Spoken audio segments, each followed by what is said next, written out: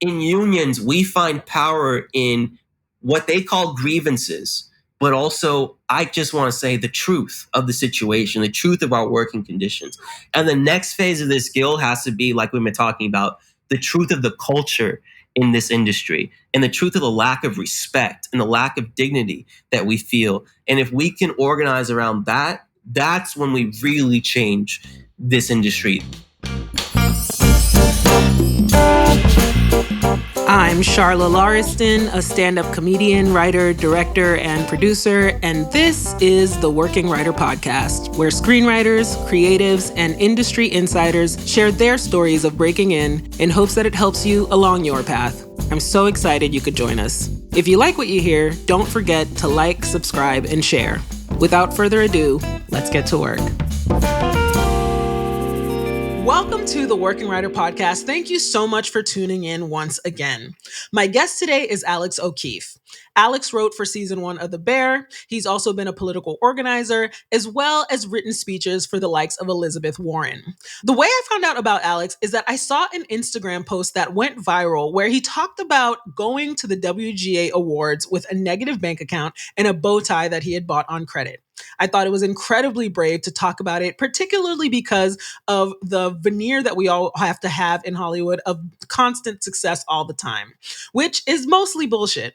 But Alex really went against the grain. He talked about it and it kind of opened up the floodgates, and now he's running for WGA board of directors. And I can't wait for you to listen to this conversation with Alex. It was so inspirational. I really love the energy that he's brought into the Writers Guild and into our world as writers in general in Hollywood. I really hope you get a lot out of this episode. I really enjoyed it. So without further ado, check out my interview with Alex O'Keefe. Alex O'Keefe, welcome to the show. I'm so excited to have you. Oh my God, I feel like you're a little bit of a celebrity right now, especially in the WGA. What kind of celebrity am I? Well, like a political celebrity, like an activist, you know what I mean? So I'm really excited to talk to you. I think what you're doing is really important. Thank you. Particularly for the new generation of writers. So I like to start the show by asking, where are you from and what's your cultural background? I come from a little town in Florida called Gotha, Florida. And I grew up single mother in Florida in the South. A lot of poverty, and it was always a struggle. My mom was working 6 jobs. And because of the chaos of the outside world, I mean, where I'm from, there'd be Confederate flags flying, It's Florida, as we know.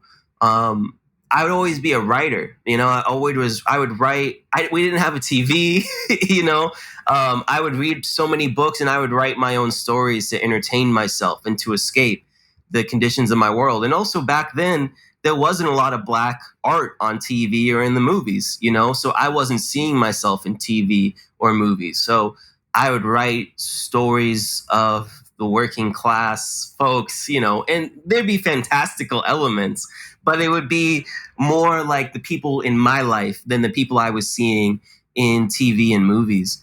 And I've just always been a writer. That's been my skill. I always felt like either I'm going to get out of poverty by becoming a basketball star or by training my mind. And unfortunately, I suck at basketball. So I put it all into refining my mind, sharpening that tool. And I also have been an organizer for a long time, a community organizer.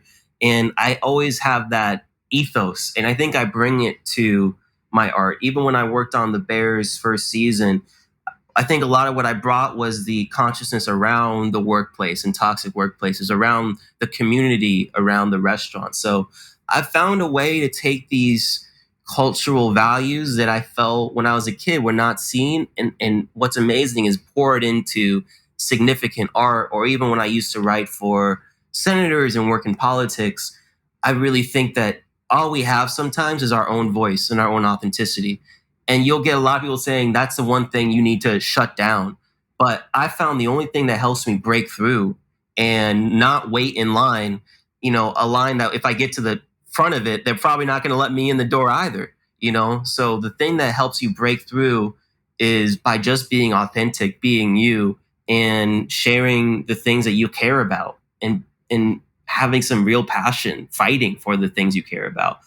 You lose opportunities that way, but you also gain the right ones, I feel like. I totally agree. And I really love that. We have sort of a similar upbringing, sort of. Mm. I'm Haitian. I was born in Haiti, but I grew up in Florida. It's like a lot of Haitians' first stop in America. Yes. I grew up in North Miami Beach. I went to North Miami Hmm. Beach Elementary. I don't know where Gotha, Florida is. Where is that? It's like outside Orlando, Florida. Oh, okay. All right. But a lot of Haitians Of in course, they're all over. They've taken over Florida. love movies. Yeah. My mom had me really, really young. She had me when she was 17, me and my twin Mhm. sister. I have a twin brother. Get out. See, we have so many similarities. That's crazy. Is he identical? No, I'm fraternal. assuming. Oh, no way. Cool. Me and my sister are fraternal as well, but we look very, very similar. Yeah. I didn't have a single mom, but she was super young and it was like Hmm. working all the time. And I had the same exact experience of like getting lost in books and like books being a way and writing being a way to escape and being a way to expand my world. Cause I always felt like the community I grew up in Florida was just so small.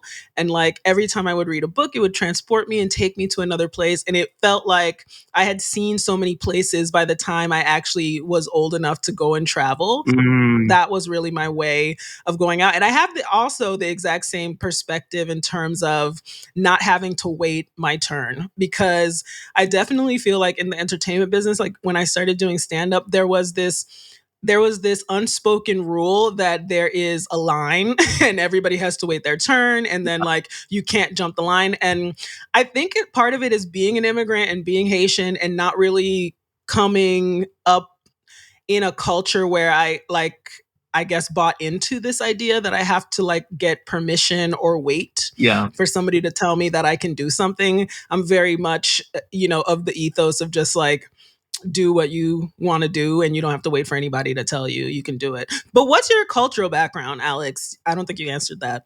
Oh, I'm black. You're Like even black. You're that. regular black. You look a little Spanish. I didn't want to say, are you regular black? I'm black. My mom's like half Italian, so maybe that's where Oh, that's some of what it the like is. ambiguity comes from and everything. I love how you're like wondering if that might be it. It's definitely it. Like your mom's half Italian. Yeah. So I could cook great Italian food and everything, and it helped with The Bear, which is an Italian show. Oh, very cool. When I was a kid in Florida, before Obama, being like ambiguous or lighter skin, there's colorism that cuts both sides. There's colorism against dark skinned people. And there was also just like the thing of like, you're not black enough for some people. Yeah. Yeah. In Florida, it was such a divided place where I lived. There was rednecks on one side. There were some homies and some brothers on the other side. Yeah. I always felt in between the two worlds, and sometimes I could translate and be part of both, and then sometimes I wasn't really allowed in either. Yeah. I've had that that loner streak that I think a lot of people who get caught in books has, and as I've gotten older, I've had to define my cultural background for myself. I remember when I was a kid, my name's Alex O'Keefe. On a piece of paper, you might think, oh, that's a white guy, Yeah, actually. But Yeah. then if you meet me, I'm not white. And my dad told me once at a soul food restaurant, he was like, what you gotta know is that you're black, Alex. Like, when a cop sees you, they're not reporting a white guy's walking down the street. They see a black man. And so you have to figure out what that means for you. Ooh. Where I was from, there were some people who really tried to assimilate. And I get why, because it's a defensive mechanism and it keeps you safe. And I think I always had that decision to make. How much will I assimilate into this dominant culture that doesn't really want me? And then how much will I try to be a rebel or resist it? And I've gone back and forth. I can't say I've always been Malcolm X with it. And, I can speak eloquently or whatever. Some people think that I talk white, but being between cultures, you always have to kind of negotiate with that cultural capital. You have to negotiate your identity against this wild melting pot of Florida. And I think it's just given me a lot of perspective. And so when I'm writing, I think I can write a white character and a black character and see things from both angles. And that's helpful, I think my loyalty is with Black people because we got to have each other's backs. You don't have no choice, Alex. You look Black. You have no choice. I'm Yeah. Black. I got to own it. But Yeah. negotiating that identity with a lot of the new wave of Hollywood, like we represent, I think in Hollywood, you're constantly negotiating your identity against a dominant culture that has not historically accepted us, you know? Absolutely. You know, that's another similarity that we have. People used to call me an Oreo. I have a stand-up joke about it. I used to do a lot of stand-up about being someone who people said talk white, and then Yeah. when I was growing up in Florida, it was the exact same thing of like not being Black enough because of how I talked. Yeah. I agree. It gave me a little bit of a lone wolf kind of thing because I didn't feel accepted by the Black kids, and then I also didn't feel particularly accepted by the white kids. So it was very much it makes you stronger. And Yeah. I've said this before on the podcast that, you know, the Hollywood system is a microcosm of the United States. You know, it has the same structures of white supremacy and patriarchy, you know, really baked into everything about the structure of it. So, and I agree as well that I felt like I had to negotiate my values and how I wanted to show up to feel like I could be accepted and feel like I could be valued in the writer's room. Like, what do you think has helped you to do that? Like, because I think it's something that only comes with experience. I think it's something that you have to go through the experience, Yes. see how it feels, you know, like, and how it feels when that decision is in your face. And I don't think I made the right decision when I first started, but I also was poor and I didn't know anything. What do you mean you didn't make the right decision? I mean that I remember when in my first writer's room, there were so many things that I did not appreciate that was going on, and everybody else was going along with it. And I just went along with it too, including, you know, just mistreating other people, the way that other people were treated, like things like that, and not really speaking up for them and not standing up for them. Yeah. Watching people who were senior and had been in the, you know, industry for a long time and had worked with these same people for a long time, like really go along with it, was really disheartening. It's really disheartening, and it makes you feel like, who are you to stand up and speak up? Yeah. And this is my first job, and I'm poor, and I don't know anything. And I'm grateful for that experience now, because now I know that I don't have to like compromise my values, because my value system is that you don't mistreat people, you don't disrespect them, particularly in the workplace, and you don't do it in front of other people, you don't humiliate other people. But that was a common thing in the room that I was in at first, and I couldn't believe it. I was like, where they do that at? Like, I've never seen this in my life. And I was just, you know, I was really disheartened by the acceptance of that kind of culture. And I also think that, like, of course, I'm in a different financial situation now. So I feel like that is a huge aspect. I think socioeconomics has so much to do with it. Like, when you come in poor, you quiet. And when you, but then I see people who are not poor, who are in much more senior positions, who don't seem to have the wherewithal to speak up and speak up against these bad things. And that, to me, makes me question the just, like, what values do people have in Hollywood? Like, does it not matter like what level I get to? I never have enough power to stand up for other people. Is that what's up? I've never worked in a place that I felt like my values were more challenged and put on the line, like almost every day of a workplace. And yeah, I feel the same thing. I'm not singling out any particular writers' room I've been in. I've just never seen such a normalization of like humiliating people, asserting dominance over people, you know, talking over women, shutting women down, you know, making the diversity hires feel like diversity hires only. Yeah, that's a big one. It just makes me sad. I think I'm like, maybe I was raised very idealistic by my mom, you know, and I think I still am surprised when I enter a new space. And it, like you said, it's a microcosm of everything I've already experienced in my life. And it's nothing that new, but I do think Hollywood is one of the most explicit places in how it plays out. A lot of times the stuff in other workplaces plays out, let's say, at 20%. In Hollywood, everything is exaggerated. It's a spectacle of it.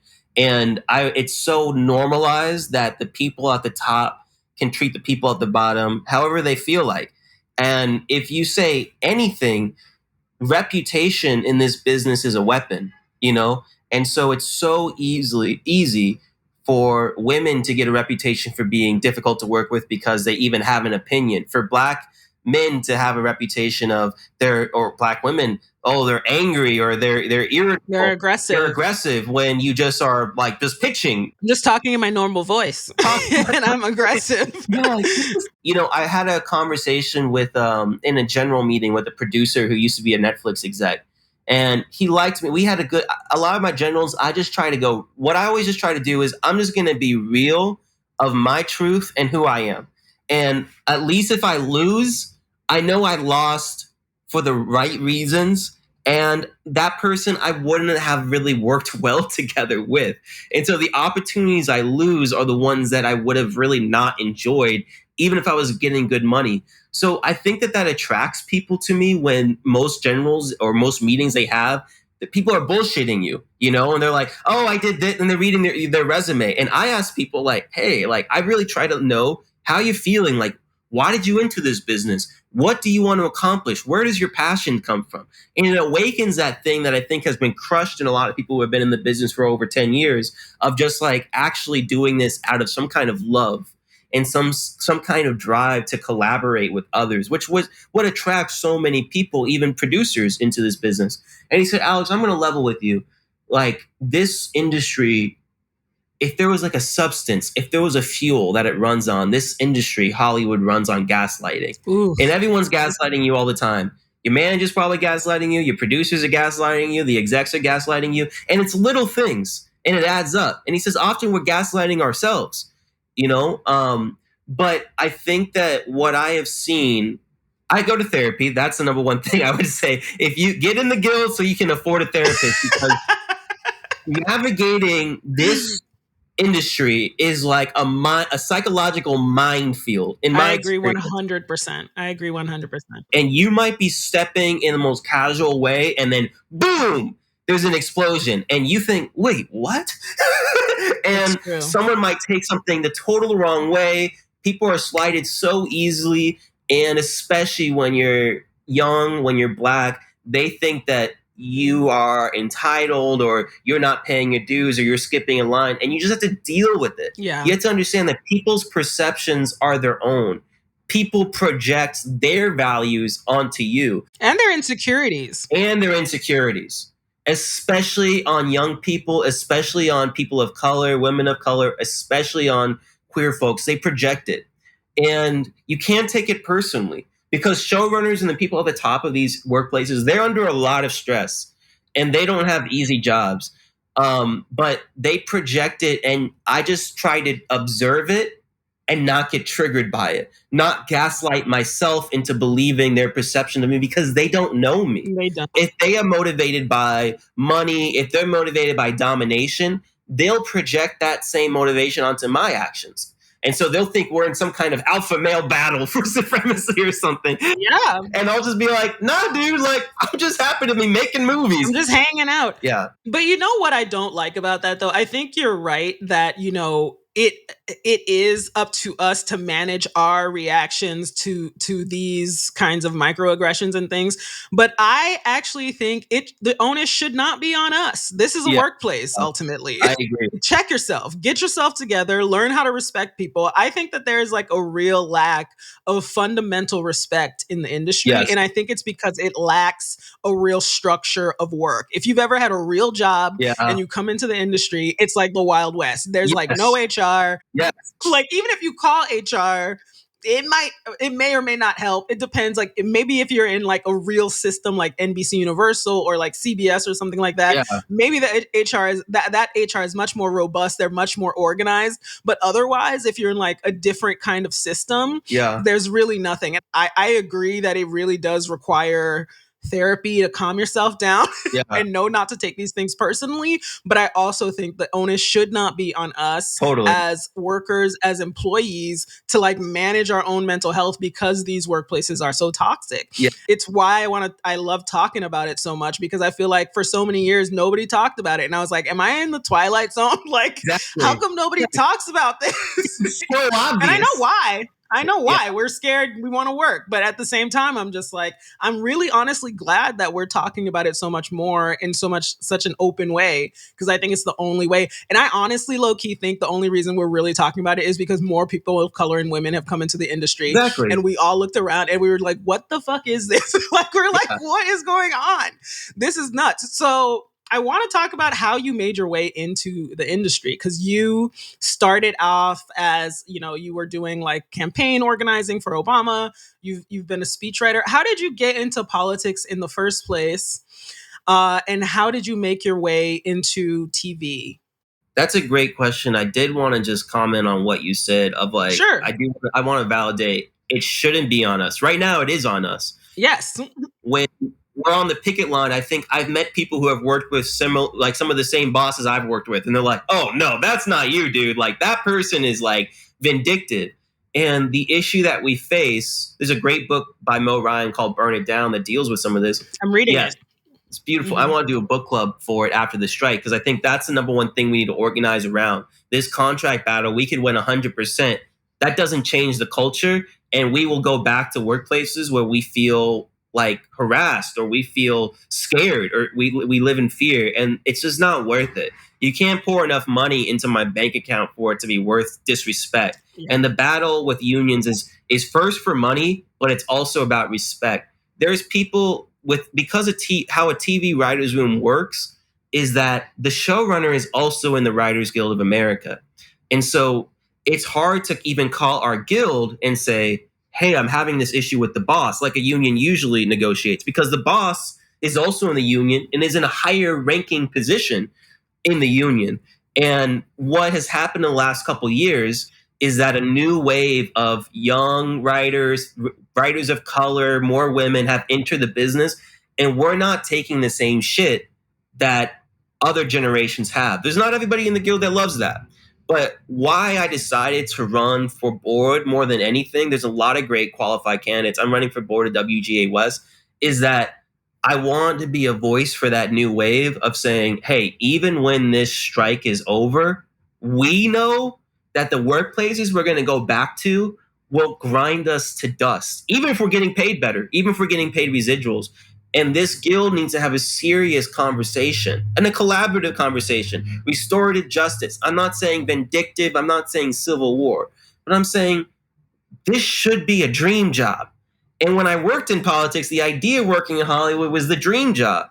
And now I've entered it and it's just as political. There's just as many power dynamics, and it's sad. And it doesn't have to be this way. But if we just keep going mano a mano against the boss, we all lose. We don't have the power. But if we can actually organize our guilds and our unions as a collective weapon against workplace abuse and build healthy workplaces for all, I think that is how we change the culture of Hollywood. And that's how we keep the diversity and defend the diversity. Because I know a lot of people of color right now, especially because we're entering month 5 of the strike, they're like, I don't know if I even still want to do this job. I've had a lot of conversations with friends about that. Because it's been too much mental anguish over the last few years. Yeah. You said something earlier that I think is really important. And you said that the money is not worth going against your values. Yes. That was what the lesson was so hard for me to learn, Yeah. was that I think ultimately it contributed to a really bad burnout that I Yeah. experienced a few years ago, because I was consistently ignoring my body's signs that I'm stressed out, that I'm unhappy. Yeah. I'm ignoring a lot of my body's signals so that I can get work in on time, so that I can present myself as happy and excited to be here and full of energy, Yes. even though I'm like dying. Yep. It's true. I paid a physical, mental, emotional toll for going against my values. The money wasn't worth it.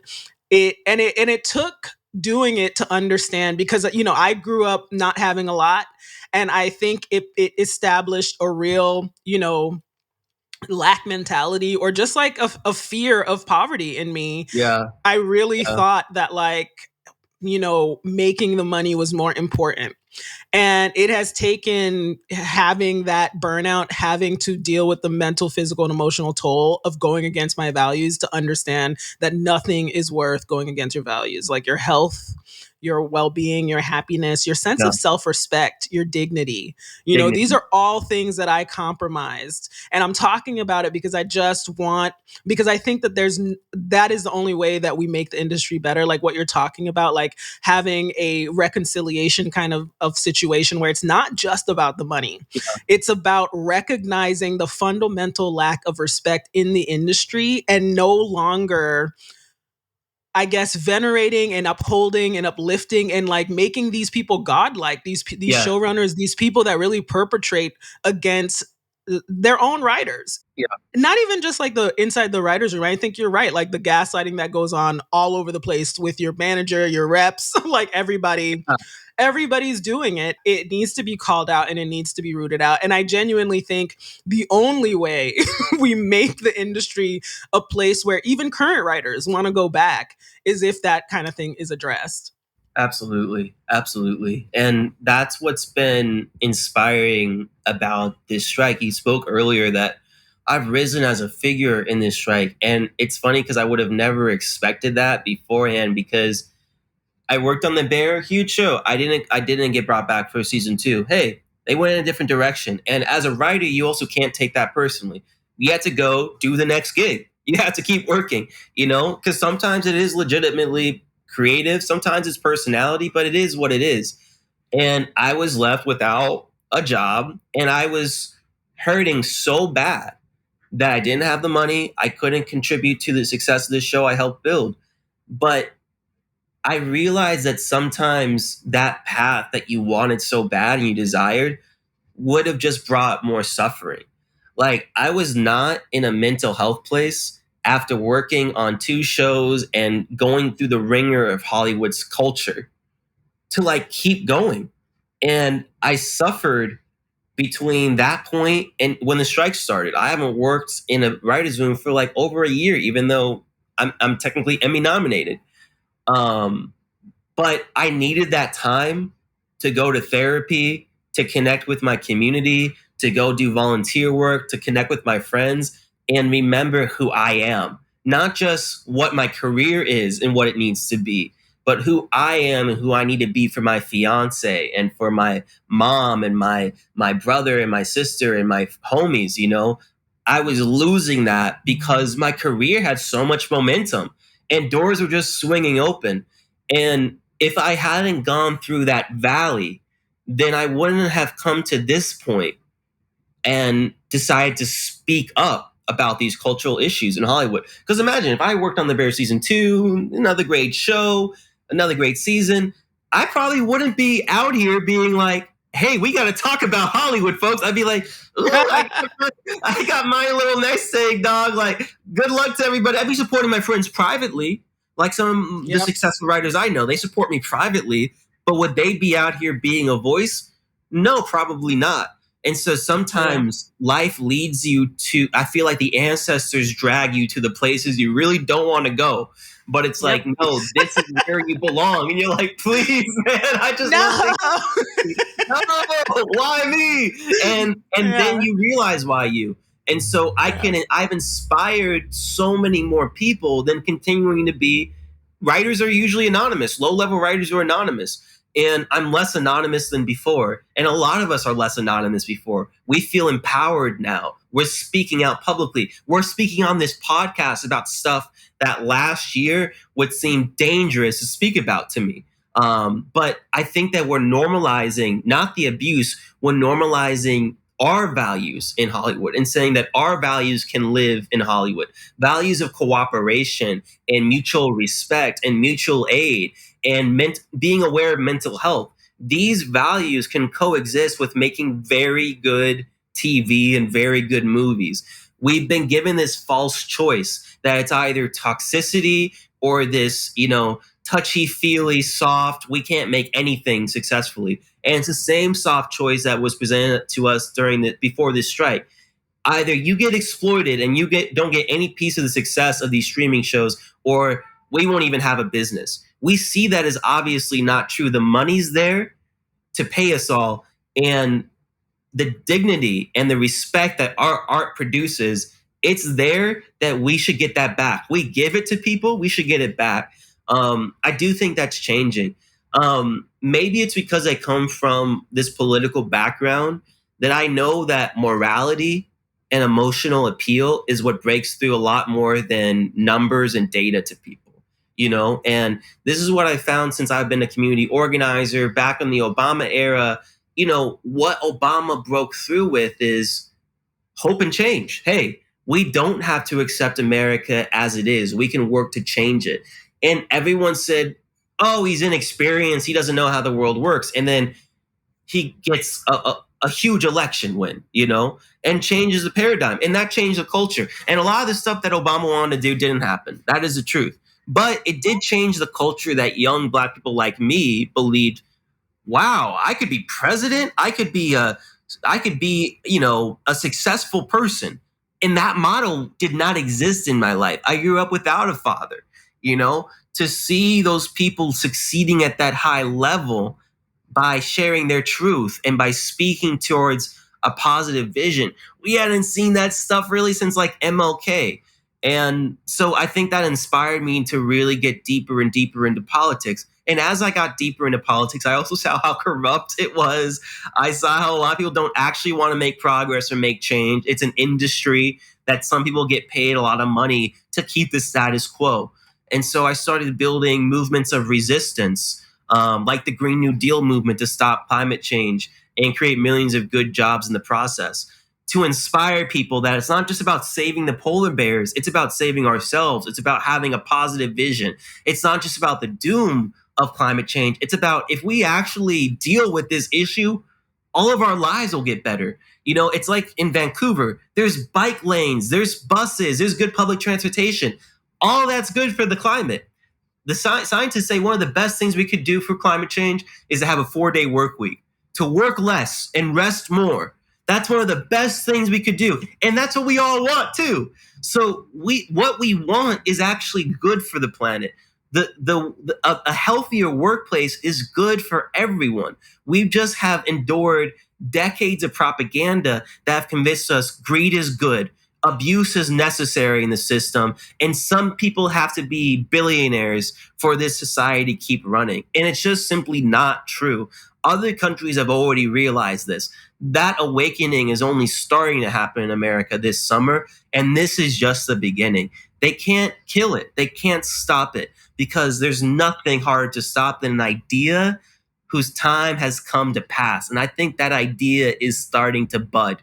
We've dropped seeds for years, and now a new idea of what America could be is budding in the minds of many people. And the Writers Guild of America has just become like the first bloom in that new harvest, you know? Really beautiful way to put it, Alex. I agree with you again 100% about what you said about Obama, that the, you know, words matter. The way that he communicated really mattered. He really put in new ideas. And even though he didn't get a lot done, and I would say he was obstructed quite a bit, Yeah. you know, he didn't get a lot done. You know, one of my favorite books by Ta-Nehisi Coates. It's called We Were 8 Years in Power. And he Mm-hmm. talks about how the Tea Party and how the Trump presidency was a backlash to the first Black presidency. Oh, yeah. That we in fact wouldn't ever have seen something like the Trump presidency if it wasn't for the anger that the Black presidency brought up in the American people. And even though I think that Obama didn't get a lot done, I think just the rooting out of all the white supremacy, like Yeah. our inability now as a country to say that we're like, because America wanted to believe that it wasn't a racist country. But Yeah. after 74 million people voted for Trump and Yeah. continue to want his policies, you know, in the American system, it's hard to, you can't say that we're not a racist country anymore. As a matter of fact, I've watched the entire news media change their language around Yeah. race because of the Trump presidency, because it is so overtly racist that you can't Yeah. not talk about it. And Yeah. I think that like that in itself is so important. And I feel like it's similar for what's going on in our industry, is that this backlash Yeah. to our demands for more respect, for a livable wage, for like more security in our jobs and things like that, or just a reimagining of what the reality of Hollywood could be like, I think it is creating. I'm excited and nervous and whatever to see what this backlash brings about. Yeah. Whether it is just us talking differently, whether it is just us existing differently in the world, like living in the reality of Hollywood instead of the dream of Hollywood. I think all of Yeah. that is super important, and it's just going to take time. And I don't know about you, but I'm here. I'm, You I'm got in time. it. Yeah. I ain't got no choice. You know what I mean? But we're going to take a quick break. And then when we come back, I'm going to ask you about. I'm going to ask you about something very specific about, but what kind of like brought you into to the spotlight for me. I'm quickly interrupting this episode to tell you about theworkingwriter.com. It's a resource I created for screenwriters and creative entrepreneurs that includes a blog, a course, and this podcast. Right now, when you sign up for the mailing list, you'll get my Get Repped mini course for free. I cover what agents and managers do, how to know when you're ready for a rep, and how to find the right rep for you. If you're working on breaking into TV, I hope it gives you some concrete steps to get to the next level in your journey. Go to theworkingwriter.com, that's WERKING, and sign up for the mailing list now to download the Get Repped mini course for free. Are you a screenwriter who's feeling stuck or lost or just wanting to take your career to the next level? Then you need to check out the Working Writer School. The Working Writer School is an online course and community I created that trains screenwriters to become creative entrepreneurs who can confidently navigate building a professional network, attract managers and agents, manage their personal finances, pitch a TV show, and consistently produce original work they're proud of. When you join with one of our flexible membership options, you'll get the course, plus live monthly virtual workshops with writers from Portlandia, American Dad, The Last OG, and more. Go to theworkingwriter.com/school and sign up today to get training, mentorship, and support from a community of writers just like you. Now, back to the episode.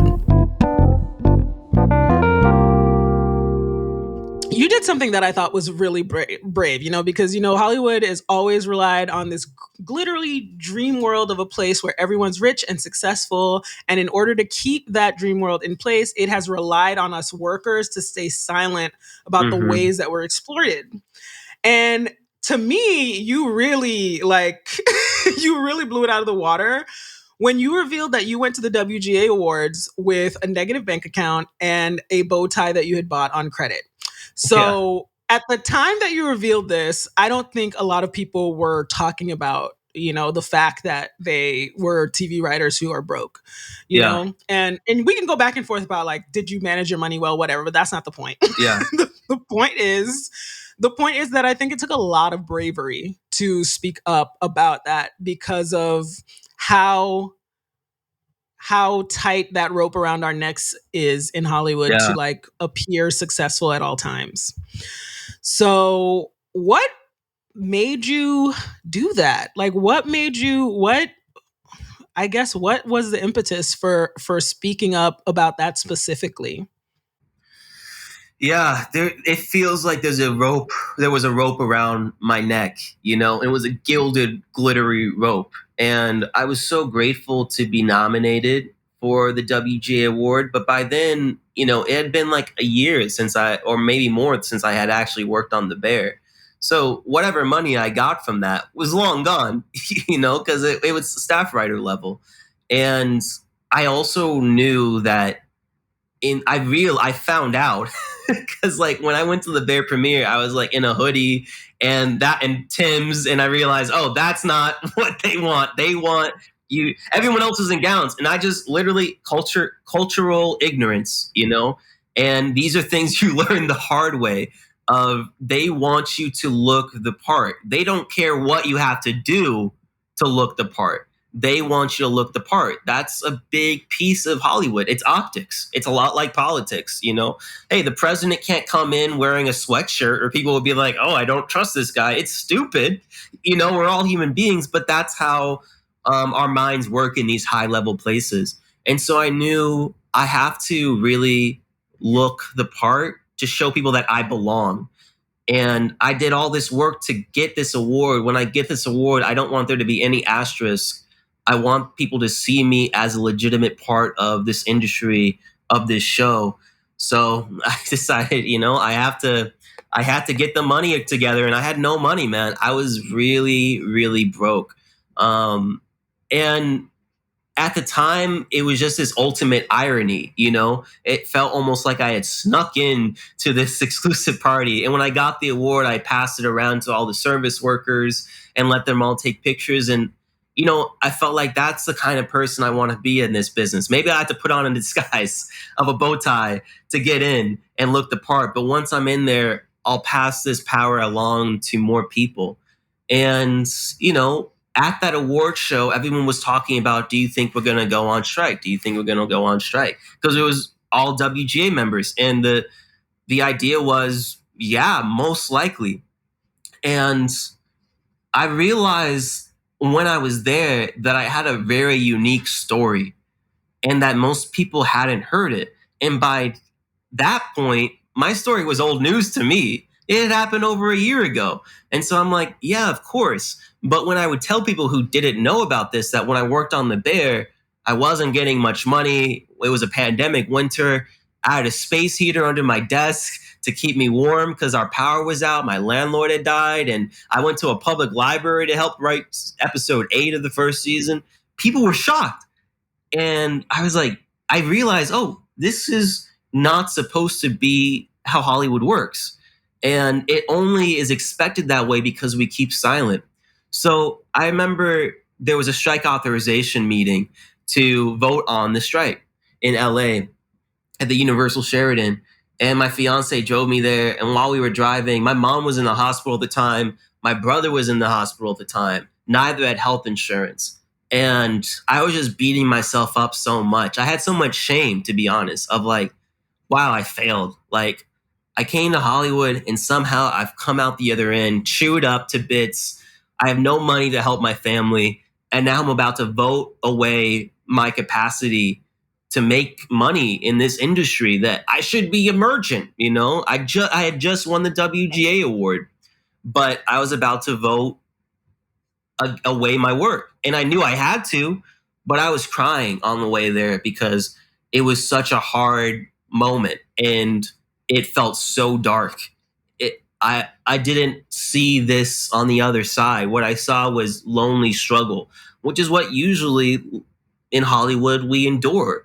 We all are on our lonely struggles. I have friends who worked on FX shows that were also, they had side jobs while they were working on the show. And that's just become the norm for staff writers and people of color in this industry. So I went to that meeting and it was very inspiring. And there were speeches about why we have to go on strike. And then they opened it up for the audience, for the members to ask questions and give comments. And so many people just expressed fear or anger that it had gotten to this point. And what I felt like I wasn't hearing was solidarity and a real grounding in why this is absolutely necessary. And I was sitting in the back and I didn't plan on talking. And I just walked up to the microphone and I shared my story. And I was looking around and people were like almost in awe that I was speaking out on this, speaking my truth because it's so abnormal, I guess. And maybe this is where my lack of quote unquote experience in Hollywood comes in handy. Sometimes you break rules you don't even know of. And sometimes that's good, sometimes that's bad. But I broke one of the essential rules of Hollywood, which is to shut the fuck up until you have power. Sorry if I can't curse. You can. While I was sharing it, my voice was shaking, I wasn't speaking with the confidence I was spoken in some press now, but people started standing up and like applauding and giving me a standing ovation. And I wasn't like getting louder. I was just looking around confused because I was so stuck in that loneliness of this struggle. And it felt like my candle was about to go out. And then around me was like this inferno of people who were like, you're not alone. You're not crazy. This is how the industry eats us up. And it hasn't been like this. And then afterwards, a lot of people of color and young people were like, dude, like that's my experience. I thought I was alone. Like, you have to share this. You have to share this. And WGA's comms team got in touch with me. So I decided, all right, like, let's roll the dice. This could be the end of my career by speaking up like this. And I have no idea if I'll have a career after this. I hope so. But the impact that it's made, I think it might be one of the biggest impacts I'll ever make in my career. I could win an Oscar. I think that what I did during this strike has made a huge impact on the culture of Hollywood and made people feel like they're not alone. And it's broken past some of the gaslighting of Hollywood. And I'll always be really proud of that. I've gone into a coffee shop. I remember they were talking about the strike and they were like, did you hear about that bear writer who went to the award? Yeah. And just getting coffee. They don't know it's me. And that's also what's cool. This story and that truth has spread far beyond me. So it's no longer about me. And it's no longer about the bear. It's about the system.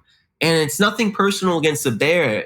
I'm grateful that I got brought on in the first place. Literally, truly grateful.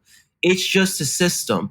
And the system does not discriminate based on how good the show is or how talented the writer is. The system discriminates everyone and it tries to exploit everyone top to bottom, even the showrunners at this point. Half the guild is making the minimum. And this strike has been super eye-opening for everyone outside the business. And I think that's why we've seen so much solidarity from other labor unions, from workers across the country, because in coffee shops, in restaurants, people are having these little conversations. Did you see that guy went to the award show with a bow tie? And it seems like this small thing. It's not the biggest tragedy happening in America right now, but I think it's one of those perfect little metaphors that all that glitters is not gold.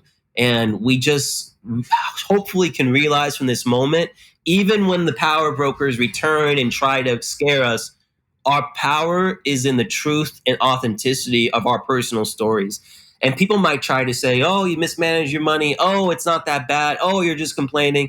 They can say whatever. These are the experiences I lived through. I worked on that whole show freezing my balls off, dude. No heat when I was sleeping. And that impacted what I pitched on the show. And no one can try to disagree with that. They weren't there. They weren't freezing. And in unions, we find power in what they call grievances. But also, I just want to say the truth of the situation, the truth of our working conditions. And the next phase of this guild has to be, like we've been talking about, the truth of the culture in this industry and the truth of the lack of respect and the lack of dignity that we feel. And if we can organize around that, that's when we really change this industry. This strike, as grueling as it is, it's not the war. It's the first battle. The real war will be a war for respect. I agree. I think that is such a beautiful, beautiful statement. It's about the truth. The truth is extremely powerful.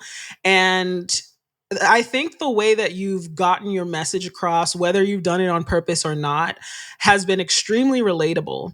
And you're clearly a good communicator, whether it's I'm looking at your website, whether I'm looking at your Twitter, whether I'm looking at your Instagram. Your stuff is really well presented. And I assume that is because you have a background in communications, you have a background in speechwriting and things like that. Can you give any writers advice about how to be better ambassadors for themselves, how to be better communicators for themselves? Because I feel like this is something that a lot of writers struggle with, is really being able to communicate themselves to people. Essentially be brand ambassadors for themselves. Do you have any advice for that? First, you have to know who you are. You can't wait for someone in power to give you the validation that that's who you are. You have to know who you are to your mama, And all I can say is lead with that. Present that person. Find that linear arc of your life and your life story. And this is also just good for therapy. And you have to know that more than anything else, more than any trick of how to get a job or how to pitch. Know that, because that's going to sustain you. As far as everything else, I can do graphic design. I can write speeches. I can, pitch my work. And the thing that I always try to return to is to get people excited, and not to impress people by me, but just remind people of their own fire. Even when my fire is dim, Like at that Writers Guild meeting, I was not feeling like a leader of the masses. I was feeling like a down and out nobody. But I tried to look around and remind people, you have this wild cosmic ability to create new worlds in your head. Who knows where it comes from? When you're really getting in your flow state, who knows where it comes from? But you have that. You have to love that about yourself. You have to believe that that can change the world in some way or another, or change a soul. And when you get other people excited about your idea, you find allies for that idea. And your allies might not be the top people in Hollywood, right? I think a lot of the people who are most inspired by me in this moment are the people at what they would call the bottom of the business. But we won't always be the lower ranking writers. We will reach higher and higher heights. And if we stick together, and Issa Rae talks about this too, network horizontally, and don't look at people just what they can get you transactionally right now. Who do you feel like you can be yourself with? Who do you feel like gets you excited to continue working in this business? Who, when you've been screwed over or you've been abused or harassed, who can you talk to? They're going to believe you. They're going to trust you. You can live in a shared reality and not be gaslit. Network with those people. Build friendships with those people, and we will be more powerful as a collective. So I think that compared to a lot of people, I'm not constantly posting, vanity selfies of myself. There's nothing wrong with that, but it's not always about me, So much of it is about us. And I think that inspires people. And also it means that it's harder to stop somebody like me. Okay, fine. Smear me, stop me, but whatever you can do. There's thousands more people like me who now believe the same thing, who've been inspired. And so that makes it harder for them to push down one person who's a rabble rouser or a troublemaker. But I can't say that I have perfect advice because, hey, man, I've been unemployed for quite a while. It's month 5 of the strike. I'm not saying this is career advice. This is life advice, because this will challenge everything about you the closer you get to success, So yeah, get on Canva, make your own graphics, promote your shows, go do shows at UCB, go do shows, do stand up with your friends, have a house party where you show people your short film that you made, build your own distribution, build your own community-based art movement like the Harlem Renaissance, support your friends. And it might start off, you're not making crazy money or getting the best opportunities, but then you'll be shocked that a door swings open. Like my current manager and how I got into this business really as a writer, I was a director's assistant for a director named Jesse Peretz. He worked on Girls and Glow and Shrill. And he had an associate manager named Jacob. And the associate manager, not his top manager, this guy wasn't top dog in the business. He came to set one day and we just started talking, and I just was talking. I was asking about his life. We were just talking as friends. I wasn't pitching him on me. I was just showing him I'm cool. I'm cool to hang with. And at the end, he was like, hey, man, like, if you ever have a script, send it to me, man. Like, I was like, all right, yeah, sure. And it took probably years later for me to have a script because I went back to politics and started trying to apply all the Hollywood stuff I learned to making politics more entertaining and interesting, getting more people involved. But then I left politics and I just started writing like a madman. And if you've ever caught that bug, it seems almost like having one of those conspiracy walls where you're just connecting red threads and everything when you put all the note cards up on the wall. But you have to believe in that world and you have to just every day work on that script. And then I felt like it was in a good place and I just hit up Jacob for notes. I'm like, hey, man, I really respect your taste. Like, this is my first script. This is my sample. And I'm just trying to get staffed in the room. And if you have anything you can contribute, criticisms, I just want to learn how to do this right. He read it the same day. He called me up. He said, this is good. Do you want to try to make this? What? What was it about? It's called Cotton Candy. It's in the not too distant future, after riotous uprisings, America gives every black person every African American reparations. So not Haitians, right? Sorry. Yeah, exactly. Yeah. So these are the controversies: 40 acres and a mule. But you have to prove your blackness, right? You have to prove your ancestors. You had to go through all these hoops to prove your identity to this government. And then even once you get that contract, you have to go out west to like the public land, to like the national parks to get your 40 acres in the sun. And a lot of the themes of it is not all that glitters is gold. Even if you feel like you've won reparations, there's the struggle continues. You know, you can't just opt out and pursue your own individual success, especially in the future that this script was set in. You know, there's climate change. The world's burning around us. So if we don't all band together, your little piece of the pie means nothing. And I think it just hit the zeitgeist at the right time, at the right place. And it was not that long after the uprising. So people were like interested in that kind of script. I think that the backlash swung back and like the diversity and the openness after Black Lives Matter, has swung back since then. But at that moment, people were excited for a new voice. And I got on the bear really quickly. So it just goes to show you, I was not in that friendship with Jacob to get something out of him. And he knew that. I just wanted to be good. And I think that impresses some people. For some people, that is what they're ultimately seeking. Someone who's sincere and that they can trust in the madness of Hollywood. And, you know, you will lose opportunities being sincere too. But the people you meet are allies. It's not just people who are transactionally trying to cash in on you. It's people who are going to be with you in the high points and the low. I haven't met one person who hasn't had low points and valleys in this industry. Look at Iron Man, you know, Robert Downey Jr. He had like a decade he couldn't get a job. And now he's one of the most well-paid actors in America and probably is going to be nominated for an Oscar this year. So you have to have those people who are with you. And yeah, they might like your brand, but more importantly, they like who you are and what you stand for. And your brand hopefully represents that. Or then you'll just get lost in the sauce trying to present things a certain way. And it's just difficult to deal with all those multitudes. I just try not to. What I say is what I mean. Some people are going to like it. Some people are going to hate it. And you have to be comfortable with that as a Black person in this industry. Not everybody's going to love you. You know, we all want to be loved. Not everybody. I think any race.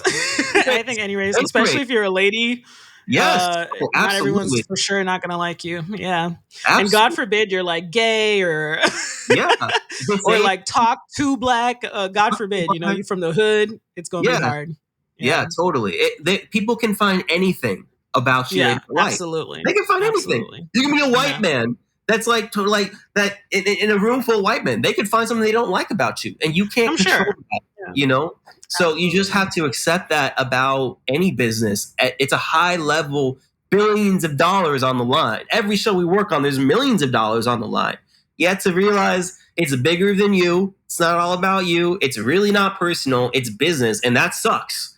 Because business is not nice, but also not take it as a statement on your character. If you don't get this room, or you don't get this pitch, or you don't greenlight this project, it's not a statement against your value as an artist. I'm so glad we got to this point, because I did ask you earlier how you went from politics to the Bear. And I wanted to know a little bit more detail about how you made that transition. So you write this, you were a PA on a set. And it sounds like I also did a lot of PA work. Okay, so you were a director's assistant, but you at that time didn't have in your mind that you wanted to be a writer. Like, what were you trying to do when you were a director's assistant? I had known Jesse for a bit. We were friends, and then his assistant left, and he said, and he hit me up, and he brought me to the Soho house, and he was like, "I want you to be my assistant." And honestly, from the outside looking in, I had heard so much horror stories about being an assistant. I think it was around the time of Me Too. And this was happening too. I was like, I don't know, man. So a lot of people would say, oh, it's a dream job. I was like, I don't know, man. I don't want to be treated like shit. And so I basically told him, like, I'll be your assistant if when I'm on set or I'm in the room, you make sure people give me respect. And I'm not trying to be treated like a bigwig producer, but just no one disrespects me. I will not be disrespected. You know, I'm not going to play that game. And he said, okay. And so the arrangement we had is that when I was on set, he would empower me to talk to anybody. And, you know, I could talk to the executive producer and ask them lots of questions. So I learned a lot being in Video Village and talking to execs and producers. And Jesse, to his credit, he gave me the cred to be able to be there. And I made a lot of fans because people were like, I've always found if you ask good questions in this industry, that's the best way to impress people. It's not pitching yourself, talking about how great you are. Ask them questions. Show that you're going to learn and you are intuitive. And that's what people are looking for a lot of times. I think it's about showing genuine interest. I agree with that. Genuine Like interest. Yeah. actually being present and like caring about what you're doing and why you're there. It Yeah. helps a lot. So that impresses people. And I think people saw me. There's some people who saw me like when I was on Girls or whatever. I met people like Lena or Jenny who co-created that. And they always felt like if you could put it together, if you could put your voice, these conversations and this perspective into writing, it would be very good. But I didn't go to school for it. So it took me a while to like listen to the podcasts, read the books, and I had to teach myself how to do it. And then I tried to bring all of that knowledge that I learned about how to make spectacle in Hollywood back to politics because Trump was president. We had to get him out. Climate change was accelerating, and a lot of the climate change messaging was really boring. And you have to make this stuff entertaining, or people just want it. Shouldn't be that way. It should be you can just show people the data. That's not how our minds work. Our minds interpret things in stories. So I try to bring that storytelling talent into politics. And then, we beat Trump, and I was like, all right, like, let me bet on myself. Because I really believe that culture is how we can change things just as much or even more so than politics.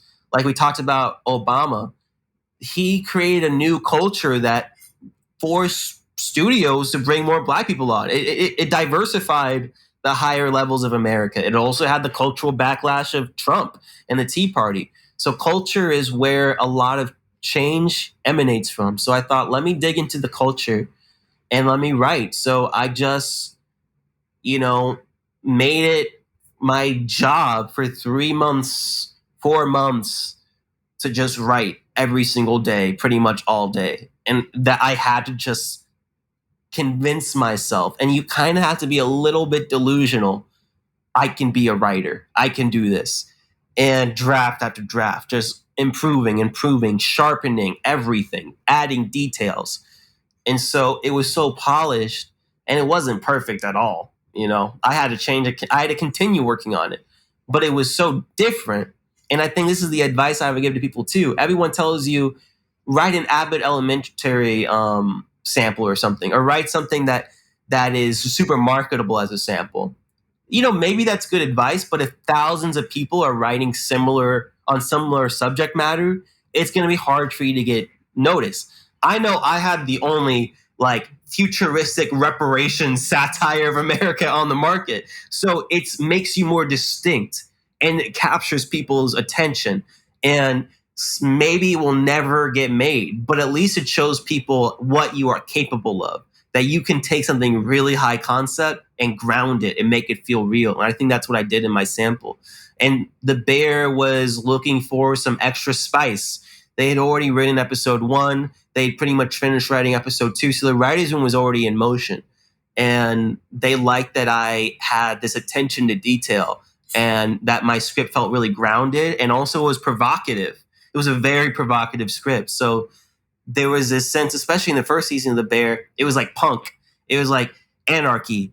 And they wanted that provocative voice. So unlike a lot of staff writers, when I was brought into that first show, I was empowered to try to add provocative themes to the show. A lot of times with a staff writer, you have no idea what you're even supposed to pitch.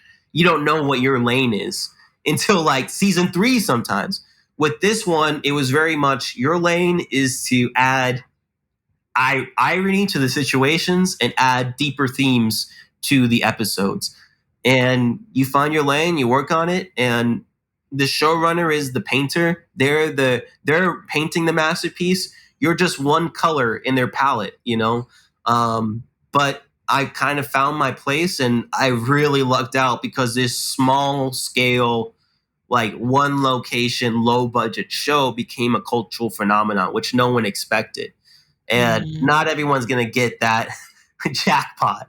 And even with that jackpot, that doesn't mean that I'm guaranteed to come back for the second season or the third season. You know, there's all sorts of other factors at play. But I just showed people that I could give them something new.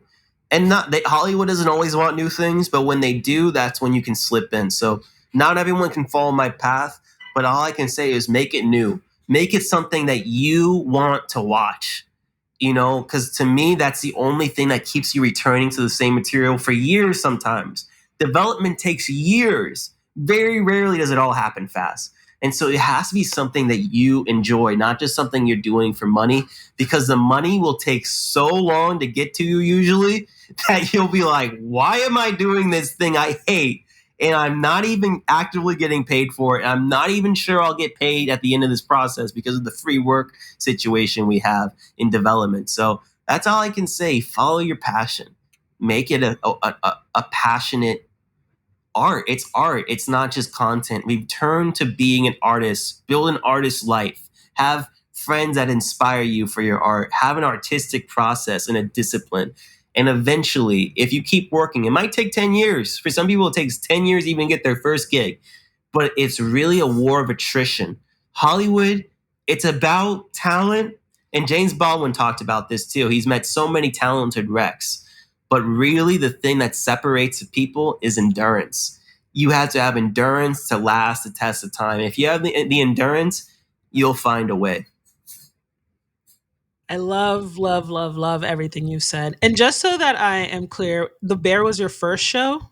That was my first show as a writer. That was your first TV as a writer. And then have you been on any other shows since? Yeah, I worked on a mini room for Netflix, like right around when The Bear was premiering.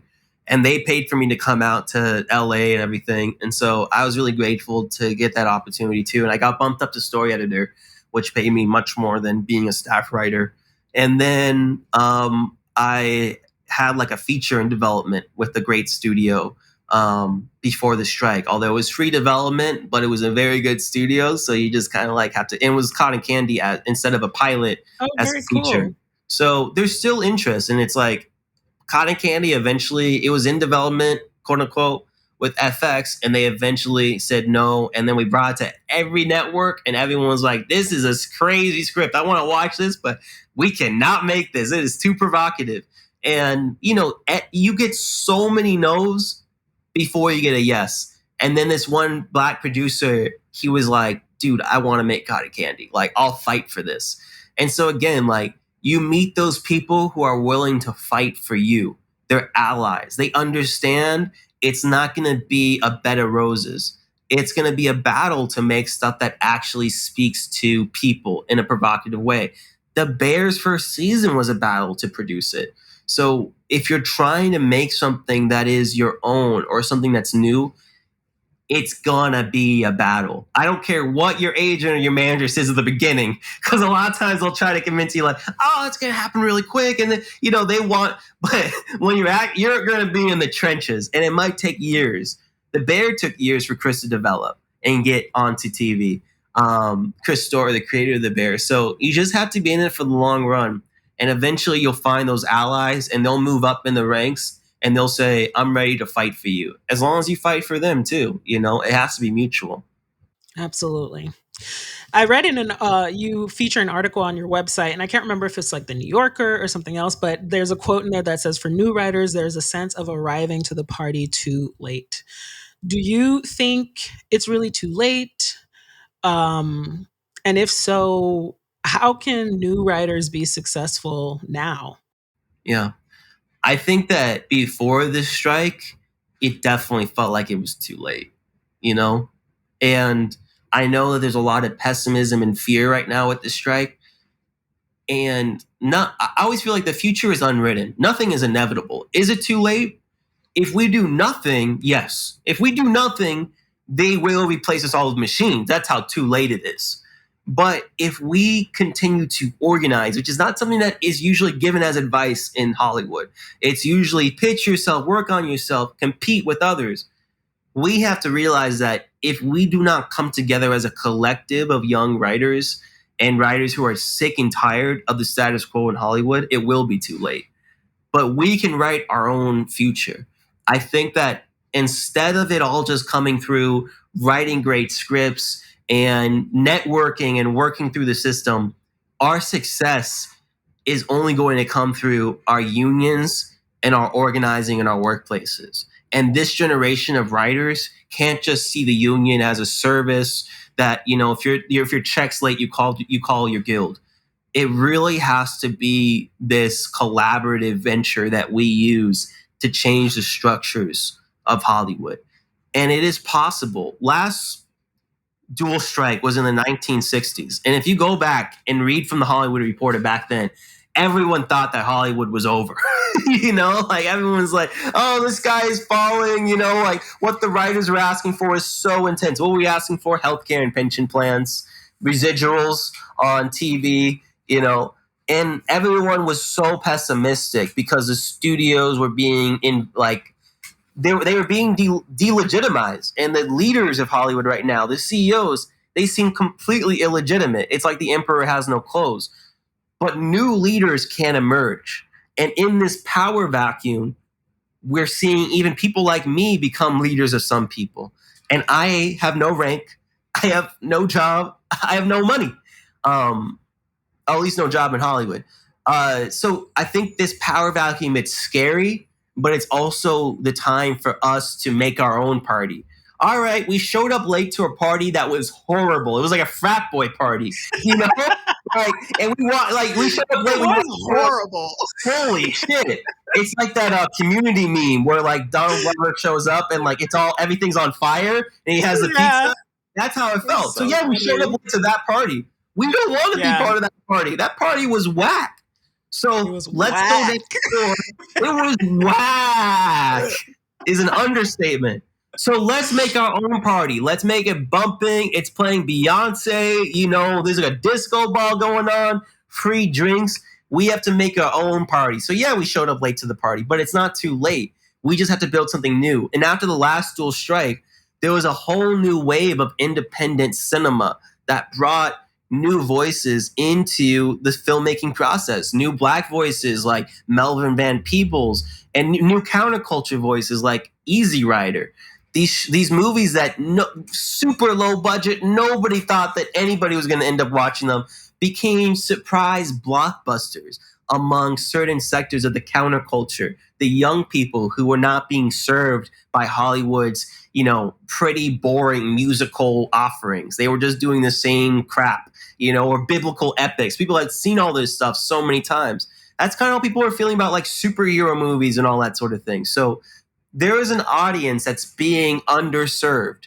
And whenever you give them something new, like The Bear, through word of mouth, they make it into a cultural phenomenon. So we just have to realize that the next phase of Hollywood has to be created by us. We are the workers. The new world will be built from our bricks. And we each have a brick. You can't rely on somebody like me. Let's say I get elected to WGA West Board. That doesn't change much. I'm going to be straight up with you. Just like with Obama. If we just elect one great person and we don't continue to organize, that person will be obstructed, right? We've seen this happen again and again. The protagonist of this story has to be the people, and the working class people, the Black people, the queer people, the women of Hollywood, everyone who's been marginalized. We cannot continue to fight for more diversity or help with marginalizations. We have to build our own system that looks out for us. And it's not even like we have to burn it all down. The CEOs are burning down Hollywood, obviously. We have to think about what can we build. And so don't feel despair. Don't feel hopeless. Whatever Hollywood you've been wanting to work in, it's possible to build it. Our ancestors back in Hollywood, when there was segregation and widespread racism, they made a Black Hollywood all on their own, You learn about what people endured when they had less resources. They didn't have a video camera in their phone in their pocket. They figured it out. And it's a struggle, but we have to struggle to win. So this strike, we've seen how much more powerful we feel when we stand in solidarity, when we struggle together. And it's not about your role or your rank on the picket line. It's about, are you here to fight for the person next to you, to fight for your neighbor, your coworker? If we can keep that culture, it won't be too late. It will only be the beginning of a much better Hollywood that we build together. Word, dude. Word. I can't help but clap. Beautifully, beautifully, beautifully said. What a wonderful interview. Thank you so much, Alex, for coming onto the show. Best of luck with the WGA board elections. If you're listening to this and you're a WGA member, check out Alex's website and look up what he stands for, and consider voting for him. That's what I want to say. But thank you so much, Alex. I appreciate you. Thank you for having this podcast, because this is the sort of thing that I wish I had when I first broke in. And the fact that I have it now, because I'm still breaking in, it's still early. It's so helpful. And whatever I can do to help spread the education, that's what I want to do. Next time you're in LA, come through. I'll get you some coffee and some brunch or some lunch, Wow, what a fantastic interview with Alex O'Keefe. I'm so inspired. I think what he said about truth really hit me, because I think it's one of the things that it was one of the biggest mistakes that I made when I first started, and I couldn't have known any better. So it's not about blaming myself for the past, but it is about making the future better for myself. And one of those things that I did, the biggest mistake that I made, was that I really compromised my values, and I didn't let myself be my genuine self because I felt like I couldn't. And it's one of the things that I think is so important for us as writers, as creatives, is to express ourselves genuinely as we are, and to be seen for who we are and for what we believe in and for all of our glory and all of our beauty. And so I hope that that's something that you got out of this episode. Just knowing and understanding your value, who you are is important, your story is important, your truth is important. And I hope that this episode gave you the confidence to be more of who you are, to be more of your genuine self. That's all I got for now. Until next time, get out there, get to work.